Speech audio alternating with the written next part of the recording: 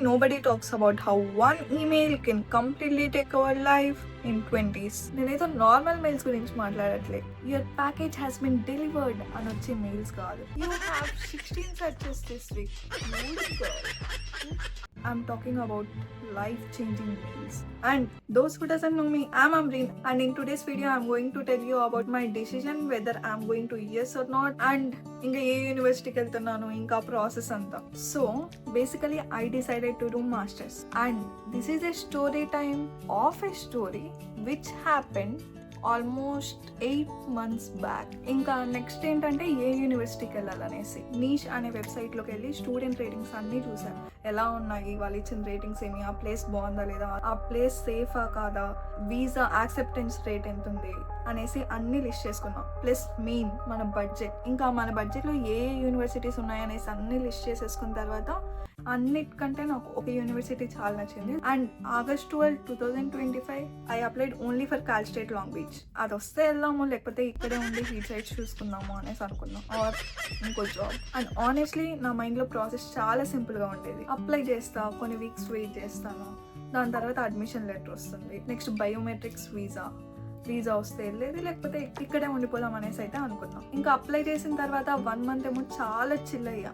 ఫ్రెండ్స్తో ట్రిప్స్కి వెళ్ళి, ఇంకా నా ప్రాజెక్ట్స్ చూసుకుంటూ, ఆఫీస్కి వెళ్తూ అలా అంతా. కానీ 1 month తర్వాత ఇన్స్టాగ్రామ్ కంటే ఈ జీమెయిల్కే ఎక్కువ అడిక్ట్ అయ్యా.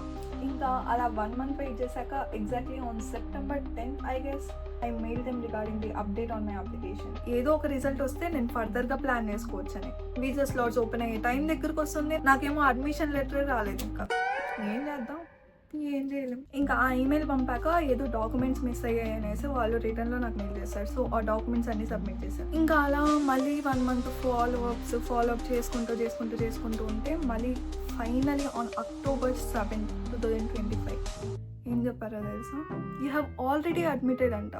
నాకు ఒక్క మెయిల్ కూడా రాలేదు అసలు. ఓ మై గాడ్, నిజంగానే వచ్చిందా? కానీ వాళ్ళు చెప్పింది అయితే నాకు ఆల్రెడీ September 23 మెయిల్ వచ్చేసింది అనేసి. అంటే basically just 10 days after I submitted the missing documents. ఇంకా మళ్ళీ ఫాలోఅప్స్ వచ్చింది పంపామనేసేమో వాళ్ళు, రాలేదనేసి నేను. వచ్చేసిందని సంతోషం ఒక పక్క, కానీ ఆఫర్ లెటర్ చూసి రాలేదు, ఫ్యామ్లో లేదు, ప్రమోషన్స్లో లేదు, ఆ జీమెయిల్లో ఉన్న లేని సెక్షన్స్ అంతా చెక్ చేసేసారు.